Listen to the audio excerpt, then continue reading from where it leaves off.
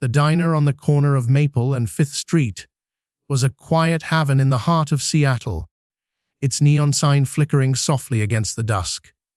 Inside, the air smelled of fresh coffee and warm pancakes, and the jukebox played a gentle tune from decades past. It was a Tuesday evening, the kind where the city seemed to slow down, and the diner's red vinyl booths were mostly empty. James Whittaker, a 52-year-old tech millionaire, sat alone at a corner table, his tailored coat draped over the chair. He sipped his black coffee, his eyes tracing the rain-streaked windows, lost in thought. James had built his fortune founding a software company that revolutionized data storage. Now retired, he spent his evenings in places like this, unassuming spots where he could escape the weight of his wealth. Tonight, his plate held the remnants of a burger and fries, barely touched. He wasn't hungry, he came for the solitude. The chance to feel like just another face in the crowd.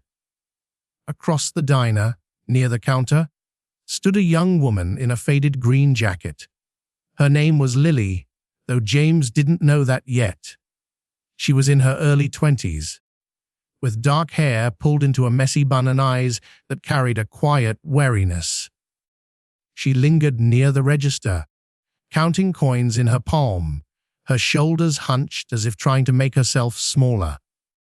The waitress, a kind woman with a name tag reading Doris, gave her a sympathetic smile but shook her head. "Sorry, hon. Nothing free tonight." Lily nodded, her face flushed with embarrassment.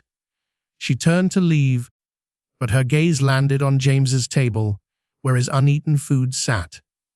She hesitated, then approached, her steps slow and deliberate. James looked up, startled, as she stopped beside him. "Excuse me, sir," she said, her voice barely above a whisper. "May I have your leftovers? If you're done, I mean." The question hung in the air, soft but heavy. James blinked, caught off guard. He noticed her hands trembling slightly, the way her eyes avoided his, as if the words had cost her everything. But when she finally met his gaze, something shifted. Her eyes were a deep brown, filled with a mix of shame and resilience, and they told a story of struggle James recognized, not from his own life, but from the faces he'd seen in the city's shelters where he quietly volunteered. He cleared his throat, pushing the plate toward her. "It's yours," he said gently. "But why don't you sit? I'll order you something fresh." Lily froze, her cheeks reddening. "Oh, no, I couldn't. I don't want to bother you." "It's no bother," James said, his voice steady but warm.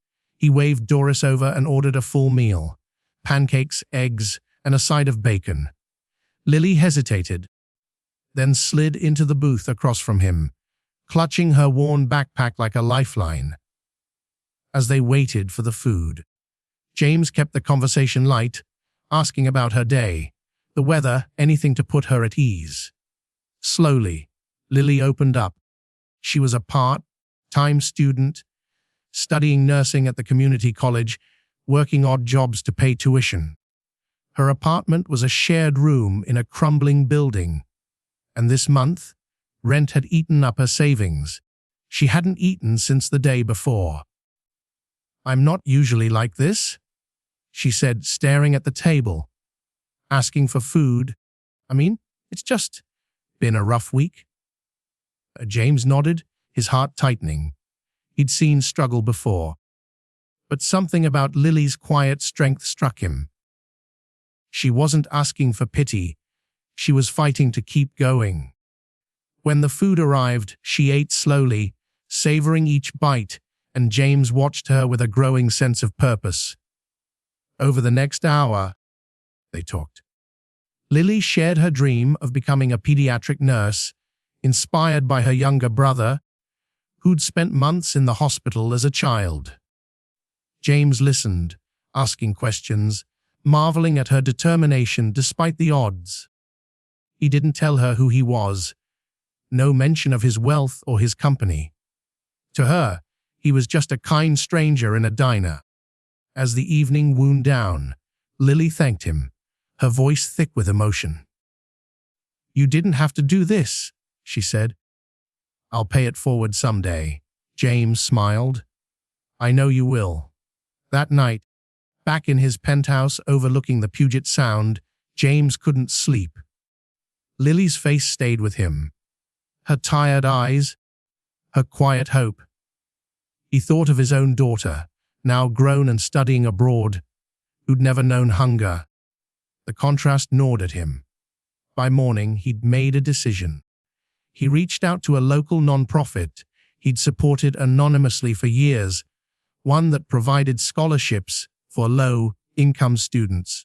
He set up a new fund specifically for nursing students with enough to cover tuition, books, and living expenses for a dozen recipients. He asked the nonprofit to find Lily, using the details she'd shared about her college and program, but to keep his name out of it. "Make it seem like a standard scholarship," he told them. "She doesn't need to know it's from me." Weeks later, Lily received a letter in her mailbox. She sat on her creaky bed, reading it over and over, tears streaming down her face. The scholarship would cover her remaining years of school, plus a stipend for rent and food. There was no sender's name, just a note, "For your dreams, from someone who believes in you." At the diner, Lily shared the news with Doris, who hugged her tightly. "Told you good things come, Hon," Doris said, wiping her eyes. Lily never saw James again, but she carried his kindness with her. She graduated 2 years later, top of her class, and took a job at a children's hospital. On her first day, she brought a box of pastries to the break room, leaving a note, "For anyone who needs a little sweetness today." It was her way of paying it forward, just as she'd promised.